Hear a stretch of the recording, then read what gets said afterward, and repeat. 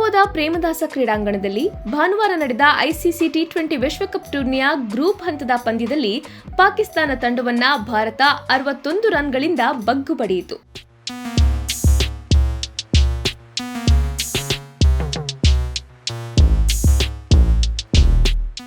ಇಶಾನ್ ಕಿಶನ್ ಅವರ ಅಬ್ಬರದ ಬ್ಯಾಟಿಂಗ್ ಹಾಗೂ ಸ್ಪಿನ್ನರ್ಗಳ ಮಾರ್ಕ ಬೌಲಿಂಗ್ ದಾಳಿಯಿಂದ ಟ್ರಿಕಿ ಪಿಚ್ನಲ್ಲೂ ಪಾಕಿಸ್ತಾನವನ್ನ ಸೋಲಿಸುವ ಮೂಲಕ ಭಾರತ ದೇಶದ ಜನತೆಗೆ ಮಹಾಶಿವರಾತ್ರಿ ಗಿಫ್ಟ್ ನೀಡಿದ್ದು ದೇಶಾದ್ಯಂತ ಕ್ರಿಕೆಟ್ ಅಭಿಮಾನಿಗಳ ಸಂಭ್ರಮ ಮುಗಿಲು ಮುಟ್ಟಿದೆ.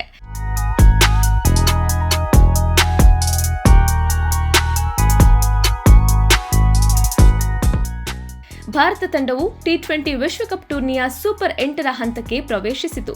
ಭಾನುವಾರ ನಡೆದ ಪಂದ್ಯದಲ್ಲಿ ಪಾಕಿಸ್ತಾನ ತಂಡವನ್ನ 61 ರನ್ಗಳ ಅಂತರದಿಂದ ಸೋಲಿಸಿದ ಭಾರತ ನಿರಾಯಾಸವಾಗಿ ಸೂಪರ್ 8ರ ಸುತ್ತಿಗೆ ಪ್ರವೇಶ ಗಿಟ್ಟಿಸಿಕೊಂಡಿತು.